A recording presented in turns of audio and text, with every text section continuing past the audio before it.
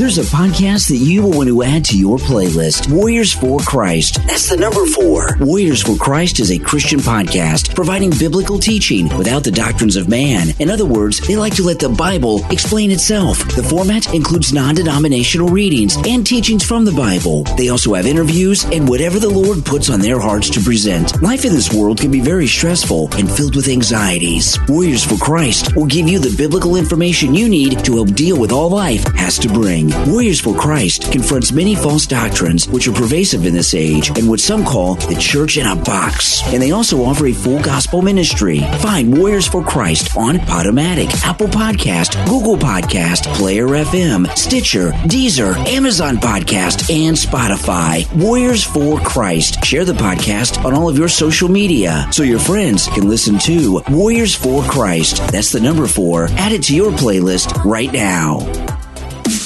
You are listening to the Brian Craig Show podcast, broadcasting from sunny South Florida. Brian is joined by his wife and co-host, Kathy. Follow Brian on social media at briancraigshow.com. And now, Brian and Kathy. I'm Brian Craig, always joined by my wife and co-host Kathy. Thanks everyone for tuning in. Make sure that you follow and subscribe on whatever platform you are listening to. Okay, so Biden's Build Back Better is officially done.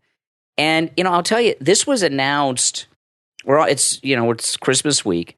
So this was announced 2 or 3 weeks ago on Fox. I was watching Fox on the weekend 2-3 weeks ago. Can't remember who it was that said it, but it was one of the reporters. They were talking and they said, the Build Back Better is officially over.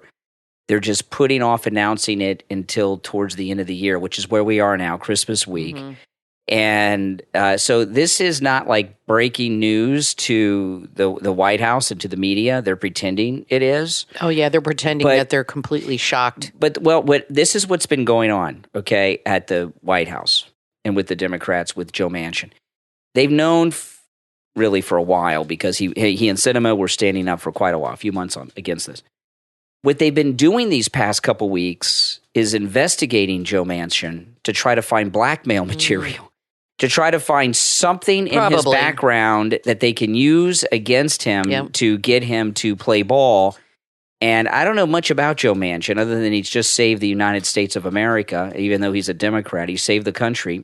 But other than that, I know he's got to be a squeaky clean Marine because if they found any dirt on him, you'd know by now. They would use it as leverage. Yeah.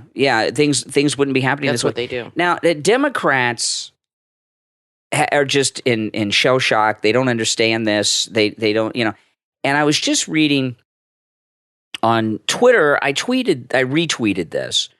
I'll read you the tweet, then I'll tell you who wrote it. Someone named Sherilyn Eiffel. Mm-hmm. Name may sound familiar. I'll tell you who she is in a minute. And she tweeted this: Manchin is Manchin. But what kind of healthy democracy is structured in a way that can allow one man elected by 290,000 voters in one of the least populous states to thwart the agenda of his party and the president, who was elected with 81 million votes?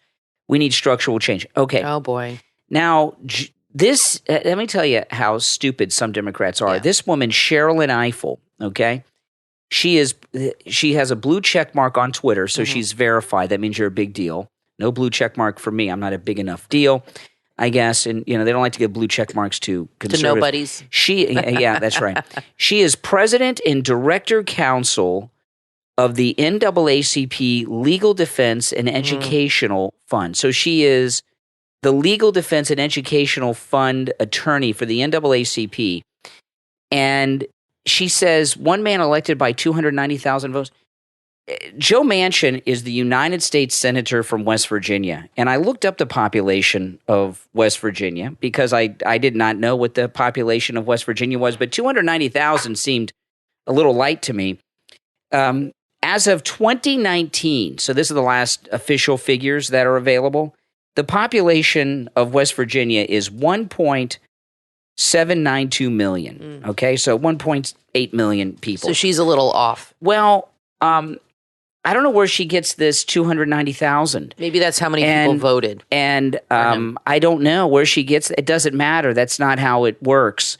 a senator represents their entire state, and the population of a state. There's a reason why every state gets 2 senators. The reason every state gets 2 senators is so smaller states with smaller populations cannot be bullied in the Senate. And it's to give a little balance between the states by larger states. Like in the House of Representatives, the House seats are distributed based on the population of the state. So some states have a whole bunch. Some states don't have very many. And things are kind of out of whack there. But in the Senate, that's just how it works.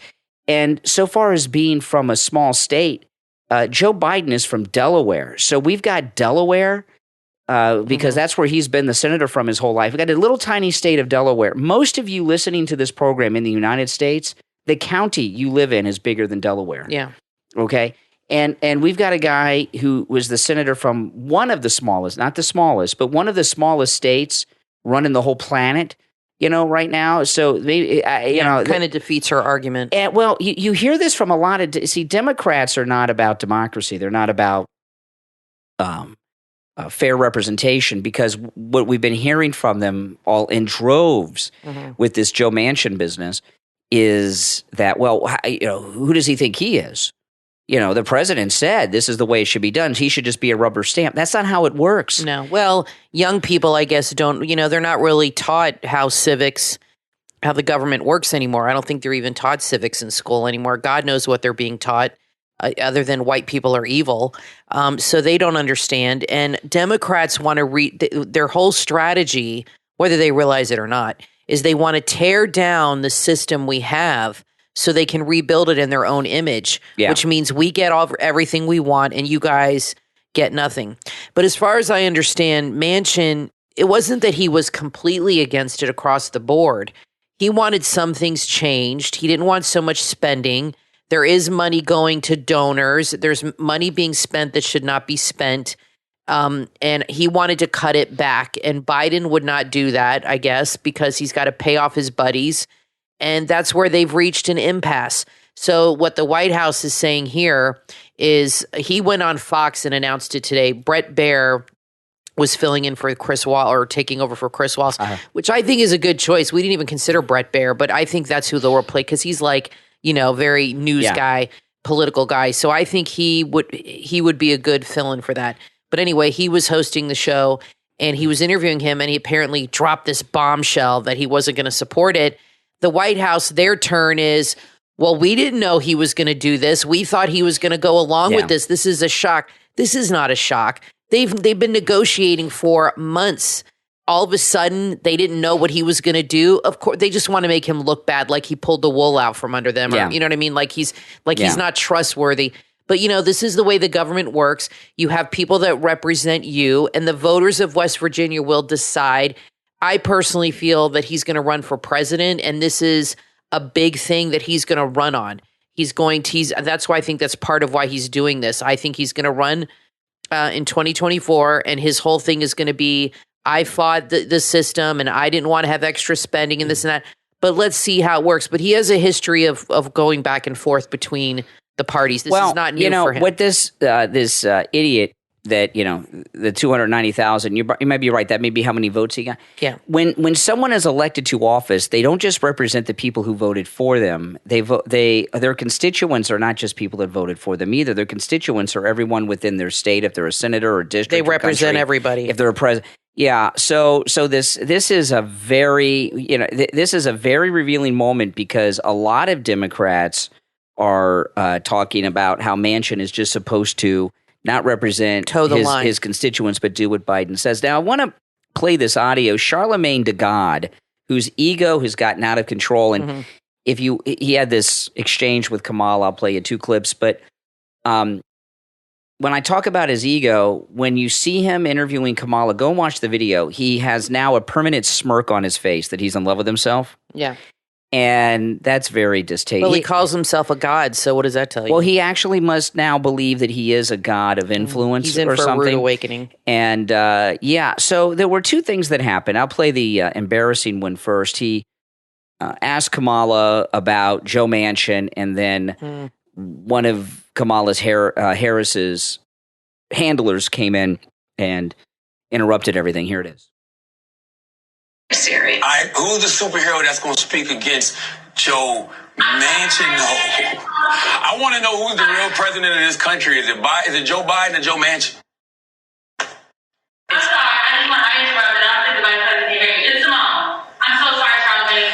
Now, this is interesting. She said this is Simone. Is there another Simone? Simone Sanders is the woman who just left working for Kamala. Is she still there, or is there another Simone? I don't know. Let's get back to it. She can hear me.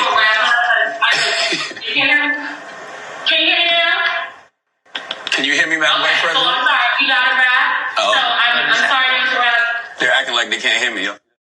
I can hear you. Oh, so who's the real president of this country? Is it Joe Manchin or Joe Biden, Madam Vice President? Come on, Charlamagne. It's Joe Biden. I can't tell sometimes. No. It's Joe Biden, and don't start talking like a Republican about asking whether or not he's president. Do you think Joe Manchin is a problem? It's Joe Biden, and I'm vice president, and my name is Kamala Harris. And okay, whatever that means. My name is Kamala. Well, she calls herself Kamala. What does she say? Kamala. Okay, whatever. Kamala. Yes. Say her name. Yeah, and my name is, okay, who's the real Slim Shady? A couple of things about this, and there was another clip in that I want to play in a second, but she just can't Kamala, win. Everything she does is a PR disaster. Well, this is everything. This is really frightening because I don't know who this Simone is. I don't know if it's the Simone Sanders that was fired recently, or if they got another Simone working over there with Kamala. Could be another Simone that works there. I have never heard someone in an interview interviewing the vice president of the United States, and this has happened with Biden too, whoever the vice president is, come in and interrupt them during a live interview because they thought that questions were being asked that made them look bad. When you're at that level, you're supposed to be able to handle anything that comes at you. I wonder if she told this girl ahead of time. I don't think so. If he asks me, it's possible. If he asks me anything that's not, that could make me look bad, that's pull everything. This. Well, exactly. But I wonder if she had set that up ahead of time. You know how when people will go on a blind date and they'll tell their friends to call them like 15 minutes in, or somebody to call them so they can get out of the date if they have to. And I've never done that. No, I've seen it in movies. I've never done either, but they'll show in movie. Yeah, I haven't. Yeah. They'll show in movie. Well, when I was dating, I didn't have a cell phone. Yeah. But they'll show in movies where somebody will go on a blind date and they'll get a phone call like 15 minutes in. And if the date is going bad, they'll say, "Oh, I got to run. I got to go some." That's kind of like a fail safe. I wonder if she had that set up ahead of time, because I can't imagine somebody would just do that on her own accord without talking to Kamala ahead of time. I think Kamala had a fail-safe set up ahead of time, because everything she does is stupid and wrong. She has horrible political instincts. Nobody likes her. Would you really hold it past her not to have set that up ahead of time with her handler to say, you never know. I'm telling you, I think she set it up ahead of time. You never know. She's an idiot. Well, whoever that was should be fired. If I were Kamala, I would have fired her on the spot. She made Kamala look stupid. Yeah, she did. And it's hard to make Kamala look stupid because she's so stupid. She also made her look incompetent, which is hard to make someone who is incompetent look incompetent because they're always incompetent. She made her look more stupid and more incompetent than she normally is. Yeah. And she embarrassed her too. Well, yeah, and I don't think Kamala handled it properly. She's sitting there, like I told you before, it's kind of funny because she's sitting there emphatically trying to explain to Charlamagne that her and Joe Biden are in charge, while this lady who's a nobody is basically bossing her around. Yeah. Okay, now there's one other clip from that interview that I want to play. This one hasn't been circulated around, but I want to play. This is Charlamagne to God with Kamala Harris. Do you think the criticism comes from you being a black woman, a woman of color? I think that, there is definitely healthy discussion that I will leave others to have about that. Okay. I like how nobody wants to discuss Charlamagne the God and Kamala. No vice presidents and presidents have never been criticized before. I know that is so stupid. They're all criticized. They're all gone after. And go back and look at what they used to do with Dan Quayle, Republican. Exactly. A white male. Who had a bunch of terrible incidents happened to him that made him look like a fool. Yeah, like spelling potato wrong. Yeah, and all kinds of things. And not only did he This is spell ridiculous. Not only did Dan Quayle spell potato wrong, he was visiting a classroom. A kid had written potato on the board, spelling it correctly. Dan Quayle went up and corrected him and spelled it incorrectly. Yeah, it was pretty bad. So all vice presidents and all presidents are criticized. It has nothing to do with skin color. And, I mean, what's their excuse for bashing Trump or Clinton or Bush? Yeah. This is politics. This is par for the course. Yeah. This is what the media does. They rake you over the coals no matter what. It has nothing to do with her being black or a female. It has everything to do with her being a complete moron. That's exactly And being a politician, just being a politician opens you up to that kind of criticism. But everything she's been criticized for has been warranted, has been because of her behavior and her actions, but she is incapable of self-reflection. And I mean, I don't know how he can say that when half her staff walked out on her. Clearly, there's a problem with this woman. Clearly, she's impossible to work with. So obviously, the American people are picking up on that. They don't like her either. Her own staff doesn't like her. Has nothing. Her whole staff is like black women. Yeah, they walked out on her too. Not because she's black, but because they don't like her. That's right. She can't even get along with black people. Exactly. So I guess they're black people quitting on her. They're racist too. I guess so. All right, listen, we're going to take a quick break. When we get back, there's a lot more to talk about. Do not go anywhere. I'm Brian, always joined by my wife and co-host Kathy. Back right after this. Now available on Amazon, the newest book from author J.N. Jameson, The Black Crescent. The Black Crescent is a sea adventure and fantasy time travel novel. Trapped behind enemy lines on an uncharted island, 2 days ago, rescue skipper Jim McGraw and his crew left on a distress call to save a boat on the high seas. Now, they vanished without a trace. Pulled through a mysterious black wall, they landed on a tropical island overrun by Viking warriors. How can these 21st century rescuers help the desperate islanders take back their nation? Find out when you read The Black Crescent from author J.N. Jameson, available in Kindle and paperback on Amazon. Author J.N. Jameson served in the United States Coast Guard for over 20 years as a navigator, search and rescue skipper, and master training specialist. He brings his knowledge and experience in true life rescues at sea into this must-read book, The Black Crescent. Order your copy right now on Amazon. If you're in the construction business or project management, there's an informative book you need to check out. It's titled 21 Habits to Project Excellence from author Michael Teehee, available on Amazon. 21 Habits to Project Excellence is a great foundation to project management in the construction industry. It gives numerous tips, lessons, and of course, 21 habits that will help you grow in your skill set in leading projects. This book is based on years of actual lessons and training from project experience that spans multiple sectors from around the world. Take that big step right now in growing your project management knowledge and order your copy of 21 Habits to Project Excellence from author Michael Teehee on Amazon.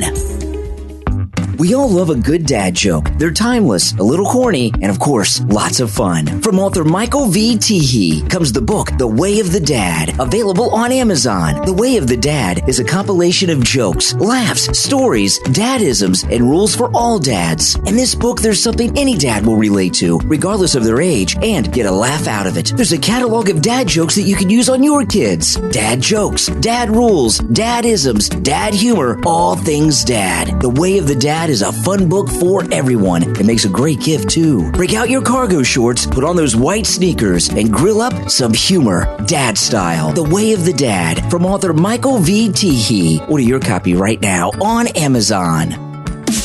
You are listening to the Brian Craig Show podcast, broadcasting from sunny South Florida. Brian is joined by his wife and co-host, Kathy. Follow Brian on social media at briancraigshow.com. And now, Brian and Kathy. Welcome back, everyone. I'm Brian, always joined by my wife and co-host Kathy. Thanks for tuning in, everyone. On Tuesday, Biden is going to unveil all kinds of new COVID-19 measures, which seem to, the way they're talking, they're going to be some of the strictest measures we've ever faced. Let me read a little bit of this article. Biden to announce new COVID-19 measures will issue stark warning to unvaccinated Americans, and doesn't give us the details of what it will be exactly yet, but it's promising to be pretty rough. And, luckily we live in Ron DeSantis's free Florida. And when you live in Florida, because we've got a great governor, you don't have to worry about things like this as much as people around the rest of the country. That doesn't mean that we don't feel sorry for you, because we definitely do. But what's going on here with Biden is, Biden is a failure on every front. There's nothing that Biden is involved in that's gone well, right? Everything is just in a bad situation. And I suspect what a lot of this COVID-19, these measures that he's bringing in, is to, I know everybody's got their own theory about it, and I know it's about more than just one thing, but one of the big things is since he's a failure on everything, he's got to come in as a butch leader, and he's in charge, and he's taking command. Yeah, and, big mistake. I think you're right. He's going to come in with all of the, like his pullout of Afghanistan, which was a complete screw up, even the liberal generals didn't agree with, was because of that, because he had to show that he's with it and he's not out of his mind. Well, and now this. that this has come out, now that Joe Manchin did this interview on Fox, and, people were ripping Biden because, now I'm trying to start in my head as my wheels are spinning here. People were ripping Biden because he's waiting till Tuesday, not people, but Democrats. He's waiting till Tuesday to announce these strict measures, right? Yeah. So a lot of people are saying, well, why is he waiting till Tuesday? He announced this Friday that there were articles in the Daily Mail and all over that he was going to announce on Tuesday his new measures. So a lot of people were saying, well, why is he waiting? If this is so serious, he should do this now. I think he was waiting to see what would happen with Joe Manchin. I think, everything they do is a political move. Yeah. I think he was waiting for Joe Manchin to announce what he was going to do. I think they definitely knew it was coming. I don't think they were surprised at all. They're just feigning surprise. And I think he was waiting for Joe Manchin to make this statement so he could come in after and really lay down the hammer. What do you think? Yeah.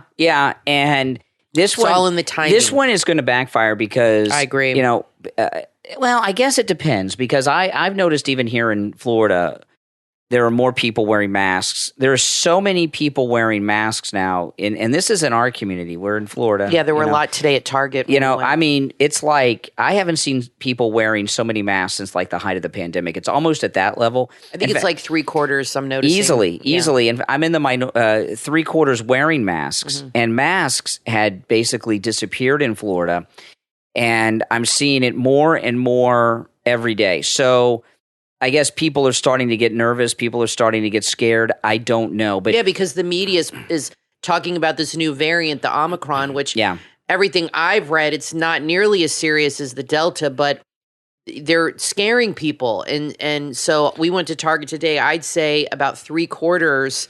I think masks are going to be around for a long, long time. Until the story gets out of the media.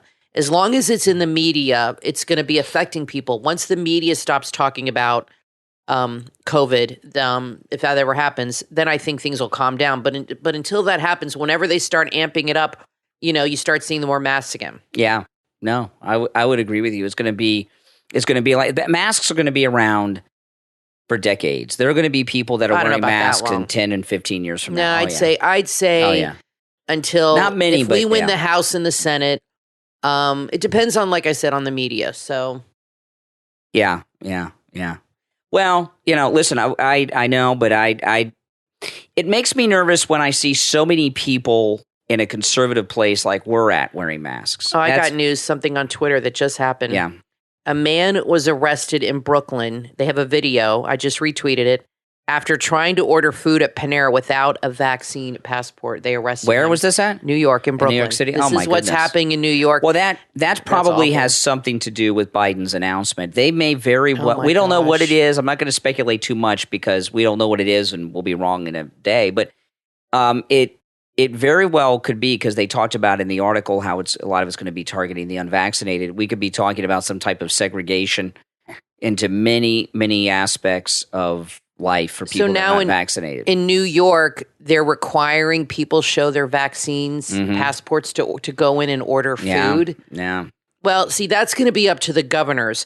So like what you and I were talking about the other day, you're going to see, it's already started happening, but you're going to see a mass exodus. So you don't see this in Australia, but because of the way our government thankfully is set up with our governors, you are going to see a mass exodus next year, even more of people leaving New York and California and Oregon and these states that are forcing people to show their vaccine status to order food. They're going to be all coming to Florida and Texas. And that's where everybody, even more so. The big problem is, and this is the thing. If everything is as bad as Biden is saying it is, and I'm not saying that it isn't, okay? I'm not saying it isn't. But if it's as bad as they're saying, where he's going to come in with these huge restrictions, why is the southern border completely open? Exactly. You need to have a passport to go to Applebee's, but crazy. You can walk across the southern border totally undocumented without any vaccinations for anything, including measles and chickenpox. It makes no sense. You have to have a vaccine passport to order food at Panera, and if you don't, apparently you get arrested now in Brooklyn. But meanwhile, you have thousands and thousands of people coming in that have not. They don't vaccinate people, I don't think, in South America against anything. They bring in chickenpox, measles, like you said, all these other things, Omicron and COVID. So what they're doing with controlling people, because they're using it politically, they're using it to control. And I think you're right. They are going to carry this through to the election. No doubt about it, November. Yeah, I guess so. Now, I want to thank all of our Patreon supporters for their support of the program. And our top Patreon supporters get a live on-air thank you on every episode. I want to thank Andrew and Connie, Christine, Gary, ETW, Chuck, D, Pamela, Jacqueline, Rick, Rich, and Nick. These are our top Patreon supporters. Thank you so much for your support. And if you would like to support the show by becoming a Patreon supporter, there is a link in the description of this and every episode. And there's also a link on my website, briancraigshow.com. And the direct website address is patreon.com/realbriancraigshow. Patreon.com/realbriancraigshow. All right, now, on Friday, Kim Potter, the officer in the Dante Wright shooting, testified, and the defense rested. So we are going to be under verdict watch maybe before. We could have a verdict before Christmas. They got to do closings and everything. I don't know how long that'll take, but I don't know if it'll be next week or the week after, but we could be under verdict watch Christmas week and get a verdict before Christmas. Who knows? And I don't think many people have been following that case, and the television didn't even carry it until the officer, who's Kim Potter. And if you're not familiar with the case, because a lot of people have forgotten about it, Dante Wright was the one who was shot by the cop. She thought she had a taser, she says, and she used her regular firearm and killed him. And I was watching the testimony on Friday. I watched the defense and I watched the prosecution. And the defense attorney is either the most incompetent counsel I've ever seen, who needs to retire, or he's brilliant. I don't know which it is. I'm going to go for the first. Because From what I saw, they put her on the stand. It did not go the way it was the opposite of Kyle Rittenhouse's going to the stand.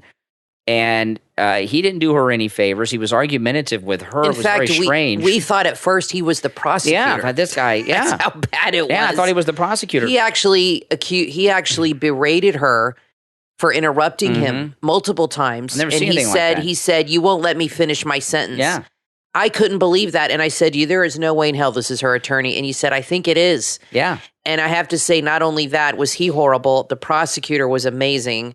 And, I don't think she should have been arrested for what happened. The guy they had a search warrant out for him for violent things, not minor stuff like they want to make you think in the media. What Dante Wright had a record. What Dante Wright, and the prosecution came up and talked about him having like a misdemeanor warrant, and the defense didn't get into the details either. Yeah. Now they may have gotten into the details with prior witnesses that weren't on television that none of us were watching, and they didn't do it again in front of the jury. But Dante Wright, they made it sound like he was wanted like on speeding ticket warrants or something. Yeah. Dante Wright, I don't know why this is a misdemeanor charge. He had violated his terms of bail. He was arrested for assault and battery with a deadly weapon. And robbery. He robbed a woman at gunpoint. He pulled a gun on a woman. I guess it's one of those woke counties where they let you go. I guess stuff. He pulled a gun on a woman. Yeah. He may have choked her. I'm not sure about the choking, but he pulled a gun on a woman, then put his hand down her bra and stole over $800. Lovely. And so you got a guy that committed armed robbery and assault. He's got a violent record. He's driving around smoking weed in a car with a woman with a suspended license, and the tag was no good on the car. Plus, he tried to escape. Yeah. And, it was a tragic accident. There's no getting around it. She made a few mistakes. But the question that I didn't see the defense get into, and I hope they brought this up earlier in the non-televised portions, is the mistake that the officer made Kim Potter yelling, "Taser, taser, taser." If she didn't yell taser and just shot him, while it would have been a controversy, would she have been arrested? I don't think so. Because he tried to escape. Okay, he went to jump back into the car, and at that point, you've got to assume this guy's got a gun because he's out. He was arrested on a weapons charge, so you got to assume that he's reaching for a gun in his car. Yeah, so that's what cops are trained to assume. So it seems to me that the crime she committed was yelling "taser, taser, taser," and I wouldn't convict her. She made a few mistakes, which the prosecutor pointed out. She was a good prosecutor. She said that she really laid out her experience and her training. And she really made the case that given her vast experience and training, she should have handled this completely differently, and which is true. And she should never have tried to detain him. Now, she was working with like a rookie, so maybe he messed up, but they never should have tried to detain him while his car door was open, while he was standing in the car door. You move them away from the car, you shut the car door, and you move them away. How many times do your cops say, "Please step away from the vehicle"? Because a vehicle is also a weapon. This guy could get in his car, reach for a gun, or get in his car and run people over like the guy in Wisconsin. You don't know what he's going to do. Yeah. So cops are trained to when somebody resists, and not only did he resist, he tried to get away. That escalated everything. So I don't think she should have been arrested, but I will say this. I think she's going to get convicted of something because her lawyer sucks. And I did not think she was a very good witness at all. She did not look good.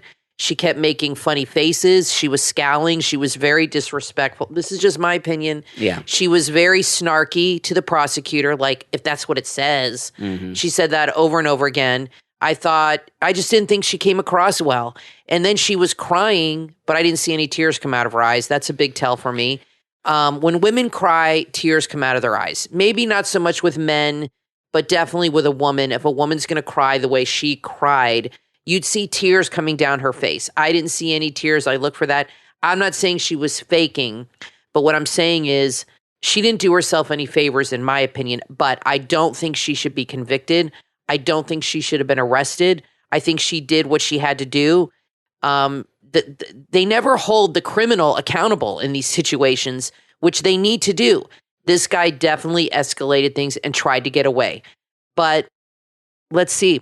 Yeah. I think she is going to serve some time. I think they'll get her like on third degree, manslaughter or something, just because of today's culture and the pressure jurors feel. But, Kyle Rittenhouse was exonerated, but there was no black people involved. That's a whole different animal now with Derek Chauvin and George Floyd and all this stuff. People are afraid to to let cops go when there's a black guy involved, whether she's right or not. We'll see what happens. Another reason she's on trial is due to liberals.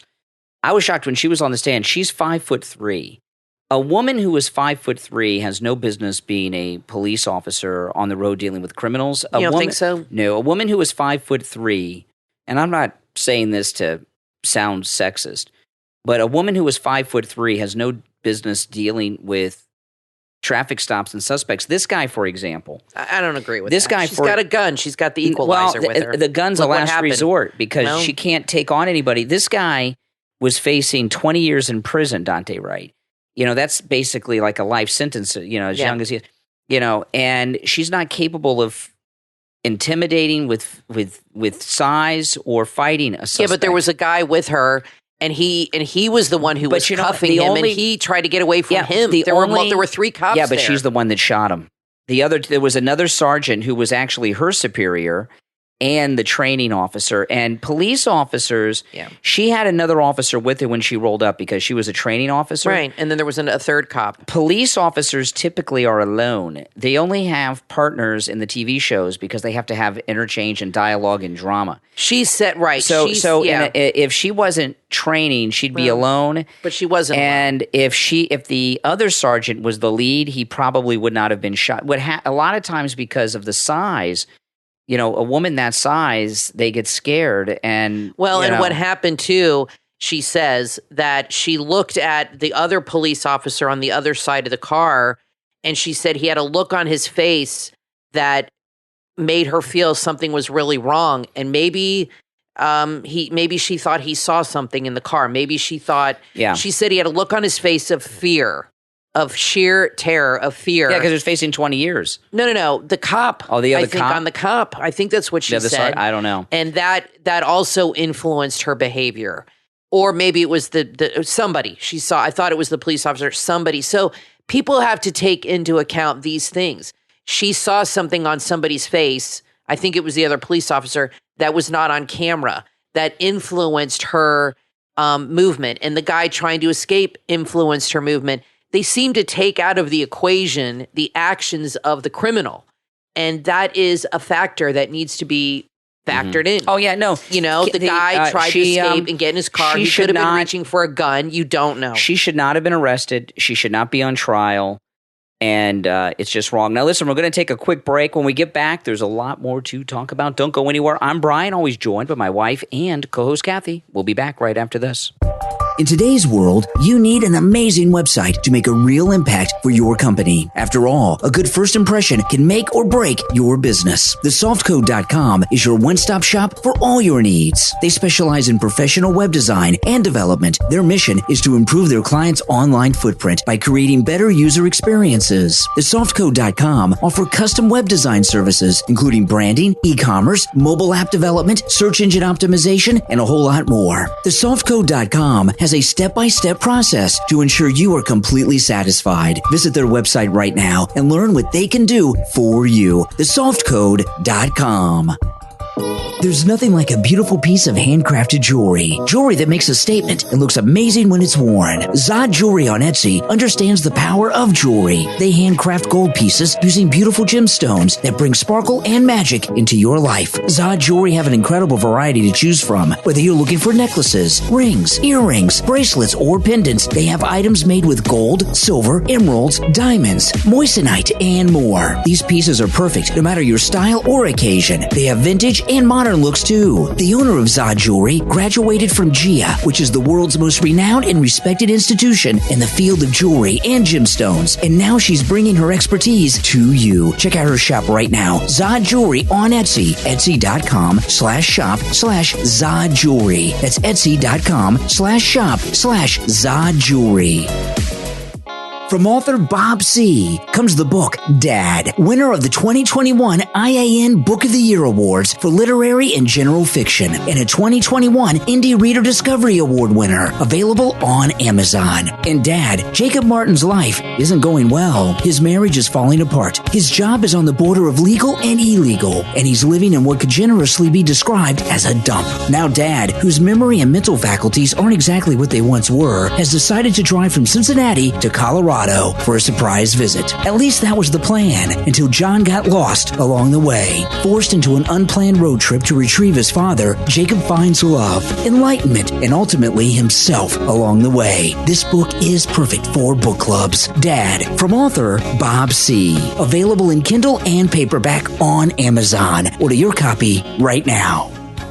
Have you ever dreamed of being wealthy using real estate? If you answered yes, there's a podcast you will want to add to your playlist. Big Fat Real Estate Checks, hosted by Marco Kozlowski. Available on all podcast platforms. It's a podcast about investing in U.S.-based multifamily real estate. If you want to replace your JOB income with passive income for life, host Marco Kozlowski's proprietary systems and processes can help you get there. And you don't necessarily need money or credit to do it. Marco has been in real estate for over 20 years and has learned lessons, horror stories, and an entertaining and fun way of teaching you how to win the game of cash flowing real estate without breaking the bank, without risk, and without using any of your credit. He has hundreds of successful students who used his systems and processes to replace their income and retire. Check it out today and learn from Marco. His podcast is filled with valuable information that you can actually use. You will learn how to build real, generational wealth. No get-rich schemes here. Add Big Fat Real Estate Checks with host Marco Kozlowski to your playlist right now. Available wherever you listen to podcasts. You are listening to the Brian Craig Show podcast, broadcasting from sunny South Florida. Brian is joined by his wife and co-host, Kathy. Follow Brian on social media at briancraigshow.com. And now, Brian and Kathy. Welcome back, everyone. I'm Brian, always joined by my wife and co-host Kathy. You know, over the weekend, Brian Stelter on his show, which is supposed to be about like media. I'm not sure. I don't know. He analyzes media. I'm not sure. Yeah, he's like a media watchdog. I guess, you know. And he was doing his thing today. And on the graphic on the screen under Brian Stelter, a week full of embarrassing headlines for Fox News. What, they fired Chris Wallace last week? That was a week ago. Mm-hmm. They're the ones that's got the accused pedo as the producer for, exactly. for their biggest shows and biggest names. That and forgot about Fredo. Yeah, exactly. And everything that he was doing. Yeah, exactly. They have a guy, and I just read that they knew about this guy for 18 months, and they did nothing about it for 18 months, this predator that worked for Chris Cuomo. So what the hell is he talking about? I mean, is there anybody at Fox that's as bad as that? Not even close. I mean, that's like the worst thing you could be in the world, and he's producing their top show. But, you know, Brian Stelter is a big crybaby tattletale. He's the kind of guy that had no friends growing up, that everybody hated and picked on in school. And that's why he's such a bully in his adult life, because he was bullied in school, because probably he was a little snot back then like he is now. Yeah. So this is his payback to the world for being dumped on his whole life because he was so unlikable back then and now. I can't stand the guy, and you're right. I mean, it's just ridiculous for him to say that. But, you know, Howard Kurtz does kind of the opposite show on Fox and the media show, like around the same day on Sundays. Yeah. Did he point out the CNN thing? I don't know. I don't watch his show, but I would hope that he would make the point you just made. You know, last week when there was this exchange between Elon Musk and Elizabeth Warren and Senator Karen. Yeah. And the Democrats started talking about Elon Musk not paying enough in taxes. And Elon Musk, it's come out, he is actually paying $12 billion in taxes. How much is Elizabeth Warren paying? Not that much. I mean, $12 billion with a B. That's all of Trump's wealth plus $2 billion. That's incredible. Just in taxes. Is all that money just from Tesla? Is that it? No, he's got all kinds of things going on, you know, but that's, I'm sure that's where a lot of it comes from. But that,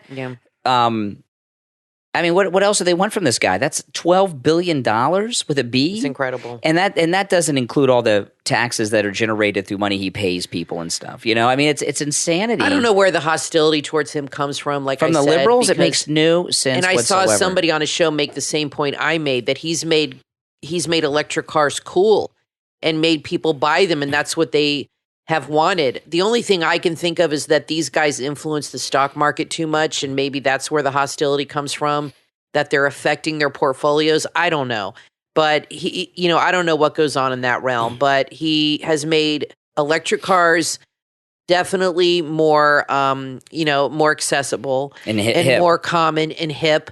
And we see a lot of Teslas on the road. My brother-in-law has a Tesla. We see a lot of Teslas around where we live. And I know our daughter wanted us to get a Tesla, but I'm not interested in that right now. I think they're still a little overpriced. It's out of our budget. They do save you a lot on gas. Maybe someday If they can bring them below like maybe 40,000, I think that might be doable. But right now, the cheapest one is what, like $75,000? Yeah, they have some a little cheaper, but it's not. It doesn't It's make still sense. too much for me. It doesn't make sense. And I don't really like what the would our glass. electric bill be? Yeah, I don't like the glass top that they have. That's my big, is the roof is like this glass, and I would just feel very vulnerable with the glass roof. And our brother-in-law, he had a problem Yeah. with his. It was leaking water, and it took him There you a go. long time to get them to fix it. The roof was leaking? Yeah, there was a water leak, and it took them a long time to get them to take care of it. Seal, It's not like as the easy. seal gets I don't know broken, what yeah. the particulars were, but it took them on a brand new I'm happy brand with new my car. Mini Cooper.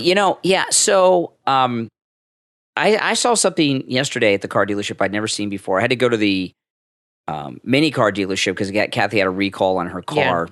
For the seatbelt. Yeah, passenger seatbelt had a recall. Yeah. So they got to take care of that. So I'm at the dealership, and it took them forever to do. It was really aggravating. It was like a this 4-hour ordeal. I was at for the you. dealer for 4 hours. Yeah. I was really ticked, but But you had fun walking around and not really. No, no. And it was. I was doing learning new things. I was doing things on my phone, but I didn't bring a charger with me because I didn't think I'd be there for 4 hours and my battery's getting low. But anyway, I was walking around the car lot, and the Mini dealership is a split dealer. One half of it's Mini, and the other half is BMW. Right, because BMW makes Mini Coopers. And the car selling business has gone through a transformation like I've never seen. And they were first using COVID to screw over car buyers, and now they're using the supply chain crisis to screw over buyers. Yes. Okay, and they started this thing last year that bled into this year. The car dealers would no longer negotiate on prices. There was no more haggling at car dealerships. They don't do that anymore. Well, they've done something. They've added something to that, but they were using COVID to not negotiate and haggle on prices. They said because of COVID, there's a supply shortage, and if you don't want the car, somebody else will buy it later today. So they stopped haggling, which is an American tradition when it comes to cars buying. Absolutely. And then when I was at the dealer yesterday, each car on the lot, pretty much, there were a few that didn't, but most of them, especially the new cars, I looked at used cars. The used cars did not have this on them. But they don't negotiate on used car prices either, but they had a second tag on all of the cars. They have the regular sticker window with the manufacturer's With the sticker price. Yeah, the manufacturer's suggested retail price for the vehicle. And then they have another sticker that is the market value adjustment to the price. And it's a number that they add on to This is new. the manufacturer's suggested retail. And the reason they're doing this, they say, is because of the supply chain crisis. There's a shortage. Yeah. They can't get enough cars. And that may or may not be true, but the lowest price I saw. Now, again, this is above the sticker price. It's an added charge. There's no negotiation. No. They add a market value charge. Yeah, now. over the manufacturer's suggested price. The lowest I saw was $3,000 extra on top of that. The highest I saw was just under 20. It was 19,700 and something on a BMW. Yeah. And that's on top of the sticker price. And I wasn't buying a car, thankfully so. But if I would never, under those circumstances, buy a car unless I absolutely had to. And it's an interesting thing because what's happened here with car buying in this country, if you've ever bought a new car, it can be very frustrating that with the haggling and the negotiation, the dealers, they wear you down. It goes now on they don't for hours and hours. anymore. And this is what they do. I know a little bit about the scams that go on at auto dealerships. I'm not an expert on it, but I know a little bit about it. And when you would go and negotiate at a car dealership, you thought you were getting a good deal. Chances are you were not, because what they do is they do the financing at the car dealership and they add points onto the loan to make up for that difference. Right. So say you got whatever the difference was, they get most of that, if not more of it back when they're doing the financing. Plus they add on, like you said, they have all kinds of fees. The one thing that what is delivery it called? fees. Delivery. No, the all one kinds of thing things. you get if there's an accident that know. makes up the difference. What's it called? Oh, gap. Yeah, the gap. They add a peanuts. gap. That's They peanuts. add all kinds of stuff. But the car dealerships have always been running a racket, and most of the racket They have a lot of added fees, but most of the racket's done in the financing. Yes, and it's true. It's really bad. I mean, I knew guys that worked in some of these dealers, and they would tell me how they would just laugh because their commission is based on the final price. How they would laugh, and like one of the things they'll do when you go to buy a car is they'll ask you a couple of questions. One, what monthly payment are you looking for? Whatever you tell them, they're going to fit it into that and add a little bit to it. If you tell them 400, you're going to come out with 450. Or that's the first question. They never ask you how much you want to pay for the car because they do all these rackets. So the auto industry, when it comes to buying cars at a local dealer, have been screwing over buyers that are not informed forever and ever and ever. But now this new added thing, one, no haggling, which is insane. No haggling. The price is what it is. Take it or leave it. And now they're adding this market adjusted value, which what they say is, because I saw that, I didn't know what it meant. So I Googled it. I had an idea, but I didn't know exactly what it meant because it was a new thing.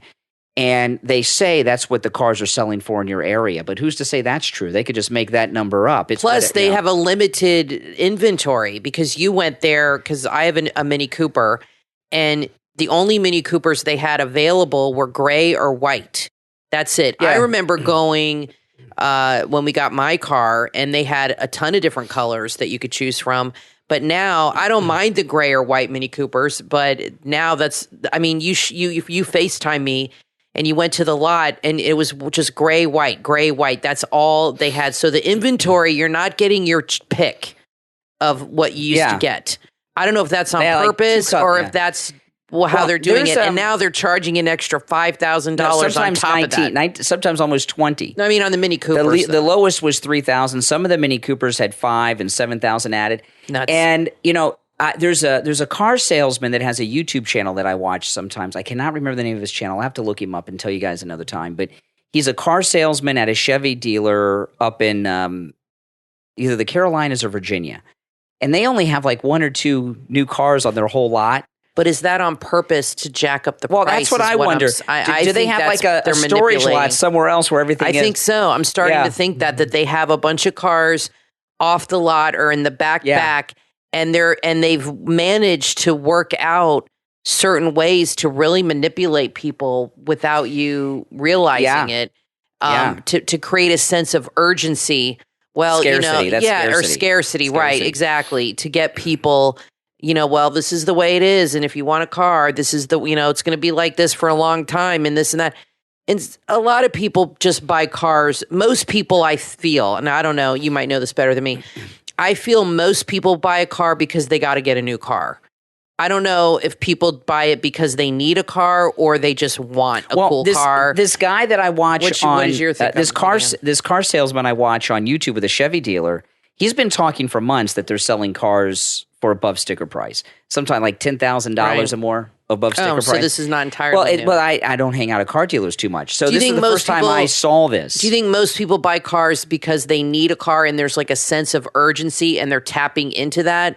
Or do you think most people buy cars because I'm sick of my car and I'm going to get a new car? Or are they encouraging leasing? Maybe they want to get people to lease.